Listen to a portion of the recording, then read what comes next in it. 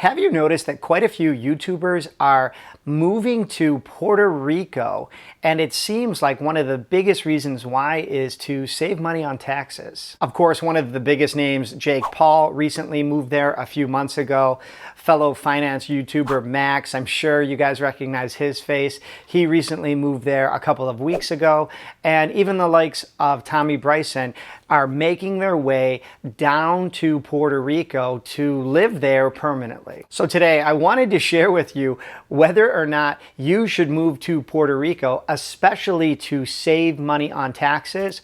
But I also wanted to discuss the other things that are going through my mind in considering making a big move like that. You're not going to want to miss this. So you heard right. Many people are considering making the move to Puerto Rico to save money on taxes. Usually these are people with their own business here in America. And if you didn't realize it, Puerto Rico is a U.S. territory, so you can move there and still maintain your citizenship. So I'm sure we've all daydreamed about moving to a better climate, maybe a place that has lower taxes. The likes of Graham Stephan moved from California recently to Las Vegas. I know a lot of people here in New York, they end up moving down to Florida. However, Puerto Rico is a little new on my radar, and it is because of some legislation that recently passed. So before we dive into some of the potential savings and some of the other things that I'm personally considering, don't forget to give this video a like. It really helps other people get a chance to see this type of content, and I really appreciate it. So let's address the elephant in the room, saving money on taxes. There has been some recent legislation, actually something called Act 60 specifically, where if you can move your business down to Puerto Rico, then you could considerably lower your taxes. Now, stick with me here because I know talking about taxes can be boring, but talking about money isn't boring. Here in New York State, taxes are notoriously high. So for example, a married couple like myself, me and my wife, if we make $1 at the end of the year, typically the federal government is going to take something like 24% of that dollar. But it doesn't stop there. We also have to pay state taxes. Now, using that same example, state taxes are going to be like another, let's say, 7% for that married couple. So basically, that last dollar of the year that I make, over 30% of it is gone just because of taxes. However, that's not where this stops. See, people who own their own business, I have my own business here with content creation, YouTube, blogging. Any money that I make, I also have to pay self-employment taxes. And those are typically right around 15%. So again, let's just take that dollar and essentially tear it in half because I'm only bringing home about 50% of it. So why are we talking about Puerto Rico? Why is moving there helpful? Well, some of this new legislation basically says if you set your business up a certain way, which is a very smart way to set up your business if you're self-employed, then you only have to pay a small portion of taxes from that business income. Now, I won't get too in the weeds with LLCs and S-Corps, but basically, as a business owner, you can pay yourself a reasonable salary, and that smaller amount you would pay income tax on because a YouTuber, for example, is getting money from YouTube and they're based in California. However, living in Puerto Rico, they allow the rest of that money that passes through to the business to only be taxed at 4%. So just imagine you're making $250,000, $500,000, $1 million. You pay yourself a reasonable salary, and yeah, you still pay income tax, but the rest of that money is only taxed at a corporate rate of 4%. All of a sudden, that dollar can sort of come back to life, and you have a lot more left over to save and invest. So you might be asking yourself, hey, is it really that easy? Just go move to some Caribbean tropical paradise and you get to save all this money? Well, the devil's in the details. The answer is no. There are some strict residency requirements. Specifically, you have to establish something called a bona fide residency in Puerto Rico. Now, what that means is you have to live there more than half the year, and you actually have to really live there. Like, you have to have your real main home there. You can't have some other house that you live at. If you have kids, your kids live there too with you, pets. and you have to establish a life there, and you can't fake it and really just be living somewhere else. So should you move to Puerto Rico?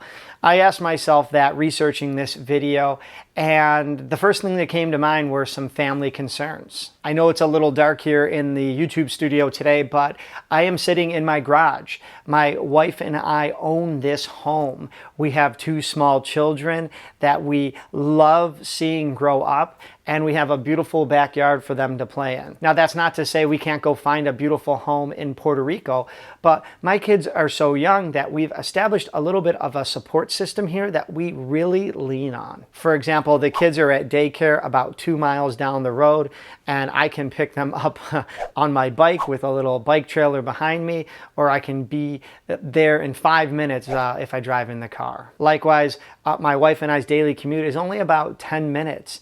I mean, her family, my family, they're all within 20 or 30 minutes of here. So I'd really have to think about if moving to save money would be worth giving up what we have here, including that family support system. Now, of course, the other side of the coin is if I was not married, I didn't have kids, I didn't have any family holding me back here, we didn't own real estate in New York. Well, then I might be thinking about, getting rid of the apartment that I'm renting and moving down to Puerto Rico. Why not? Well, one of the other reasons why not is that neither my wife or I speak Spanish. In fact, Spanish was my absolute worst subject in school. Now, of course, the island of Puerto Rico teaches their schools in Spanish, but the kids learn English from kindergarten. So I'm sure my own children would have no trouble learning Spanish and English, but there will be a little bit of a language barrier for me if I'm attempting to move down there with a family, perhaps buy a new home, get a new car, just basically that first year would be a little rough. And speaking of schools, we live in a great school district. Our kids are probably going to go to school, right down the road, right, maybe in the same district where I teach.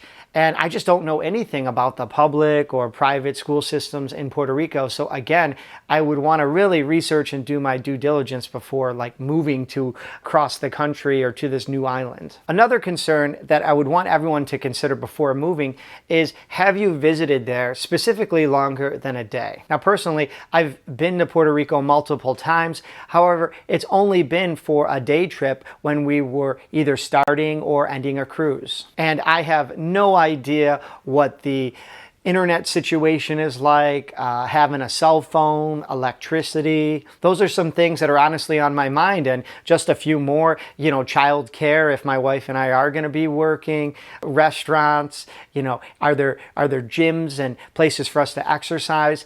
Of course, the answer is yes to all these things, but it's just the mental list that I start to think about that I'd want to know a little bit more about. Therefore, I would probably want to go and stay a few weeks with the family, maybe even as long as a month, to make sure that we're not just being tourists if we're uprooting our lives and moving to a new place. I would really want to embrace the culture and see everything the island had to offer and make sure it was something that I could appreciate in my own life. And just a few other things that you may want to consider. These are minor. From my research, I have found out that, if you need really good internet, it is available down there. You might just have to pay for it. Also, gone are the days when you have to worry about cell phone coverage. You can take your cell phone and it should work no problem down there as well. However, one thing you can't change is the weather. Now, I'm not a fan of heat. In fact, I overheat. If it's super hot out, I want to be in the shade, or I need to be in an air-conditioned room. So again, this is just a personal preference, but I like all 4 seasons. Give me a snowy Christmas here in upstate New York and I'll take it. Likewise, I have no idea what living through hurricane season is like.